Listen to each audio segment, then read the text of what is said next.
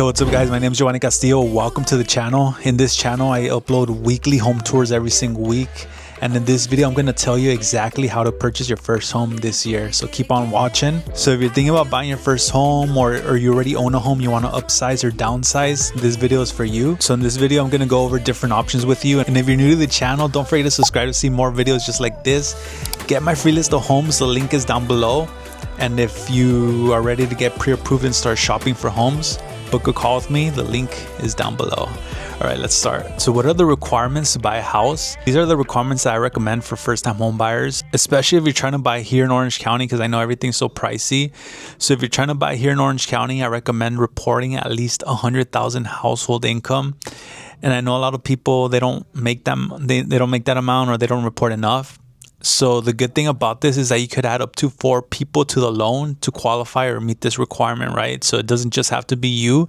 You could add either your wife, your kids, family members as co-signers, and that way you could meet this requirement. If you do report at least 100,000 in income, we could probably qualify you for a home for around $600,000 to $700,000. And I do like to shop based on what my clients feel comfortable paying each month. So my question to you is, how much are you actually comfortable paying each month? That's going to decide the price of the home we're going to shop on. And the monthly payment is basically determined by the price of the home and how much down you give. So I'll give more info on that down below. But that leads us to the down payment. How much do you have to have saved up in order to start the buying process? This is what I recommend. Having at least $20,000 to $30,000 saved up for the down payment. So for first-time home buyers, we could get you an FHA loan that lets you purchase a home for 3.5% down.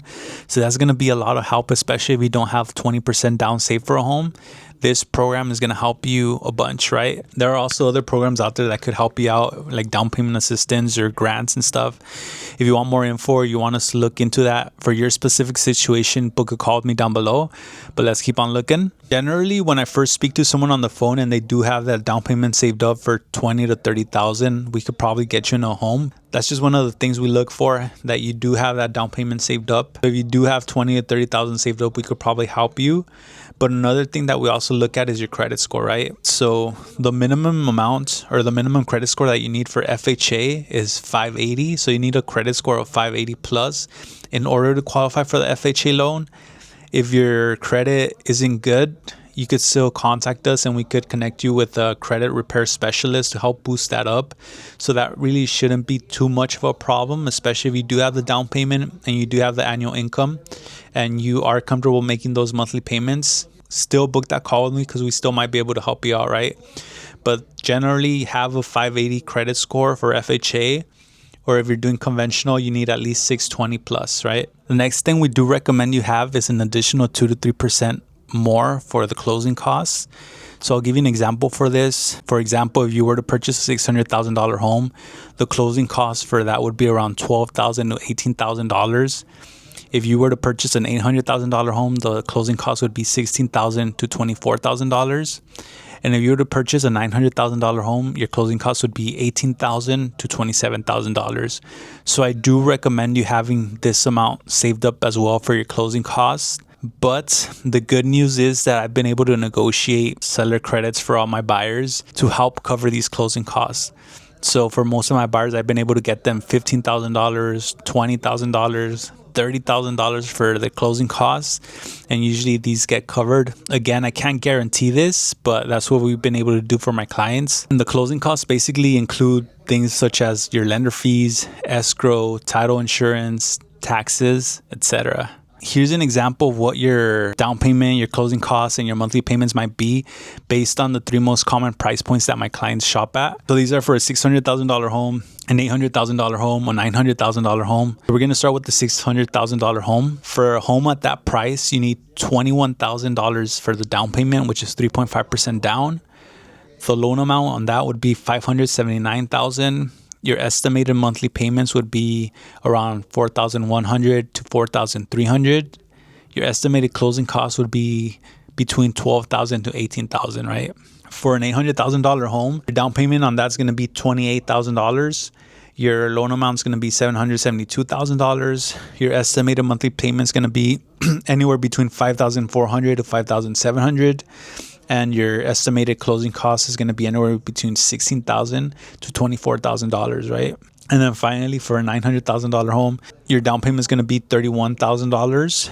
Your loan amount is going to be $869,000, and your estimated monthly payment is going to be anywhere between $6,000 to $6,300 per month, right? And then estimated closing costs is going to be anywhere between $18,000 to $27,000 for this. And like I mentioned in the beginning, I do like to shop based on what you're comfortable paying each month. So if you're comfortable paying $4,000, we would stick to a price point of $600,000 and below. If you're able to do $5,000, we would search for a home for $800,000. If you're able to do a payment of $6,000, we would stick to $900 and below. So I do like to shop based on what you're comfortable paying each month. And if you notice, all these closing costs are anywhere between $12,000 to $27,000.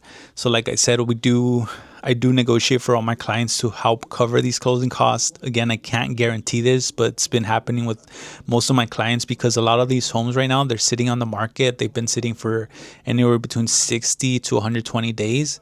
And the longer a home sits on the market, the more power you have to negotiate to cover either repairs, closing costs, etc., right? So it's a good time to buy, even though interest rates are higher than they've been in the past few years. I do get some buyers that say they're waiting for interest rates to drop down. But what happens when interest rates drop down, everyone wants to buy. So that's when prices go up, more buyers hit the market, and then it's harder to negotiate for terms like this.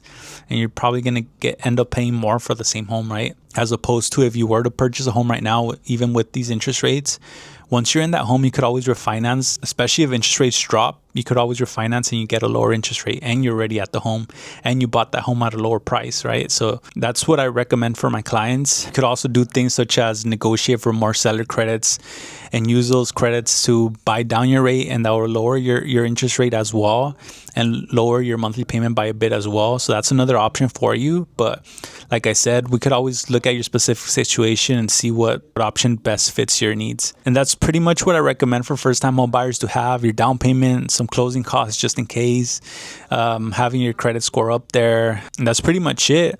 So one of the things I do want you to keep in mind is that you have to be ready for when the right home pops up, because I know there's buyers who say, oh, I'm just waiting to see the right home, but you can't really do that because first of all, you wouldn't know what you qualify for. So even if you were to find a home that you do like, and then you start the pre-qualification process and you realize that you don't actually qualify for that home, then you're going to be let down and you're going to be searching for months and months on end trying to find another home, right? So the first step that I do recommend if you are ready to start purchasing is connect with a loan officer to see exactly what you guys qualify for. Then we could use that number to start shopping under that price point, right? And then that way you know for sure that once you do see that home that you do love, you can make an offer on it and you will qualify for that loan. So that's what I suggest. And also realize that your first home might not be your dream home, right? So a lot of first-time home buyers, they sometimes get let down because they're expecting to be qualified for a higher price home, and they see homes at their price point that they were qualified for, and they don't really like those homes, and then they don't end up shopping and they just give up, right? And what I want you to keep in mind is that this is going to be your first home. This is just the foot in the door to get you into real estate, because what happens if you do end up waiting and prices keep going up, interest rates keep going up, and you lose that opportunity to actually buy something, right? Because that's what's been happening. A lot of people have been waiting for prices to drop ever since homes were priced around $300,000 around here, and now those same homes are priced $800,000, and now those same people can't buy no more, and that's what happens, right? So what I do recommend for you, if you are serious and you do want to own something, buy that first home, buy that first condo, get into a townhome, get that equity, and then sell it down the line, and then use that for a bigger down payment to purchase something bigger or something nicer, and that larger down payment is gonna drop your monthly payment by a lot. So that's what I recommend for you guys. If you are serious about buying a home this year, here's what I want you to do. Click the link down below, book that call with me, and we'll start running your numbers, and we'll actually see if you qualify for these homes. Or if you're not quite sure yet but you are interested in buying eventually, get my free list of homes. The link is down below. I'll send you a bunch of options. I'll send you new homes hitting the market, and then that way you know what's out there. And when you are ready, you could always book that call with me. And also, don't forget to subscribe to this channel, like this video, share this video with someone who might be thinking about buying a house, because you never know. Watch my other videos because I always post new home tours every single week. So keep an eye out for those videos so you can see what new homes are hitting the market. But I'm going to end this video right here. Don't forget to like, share this video, and I'll see you in the next one.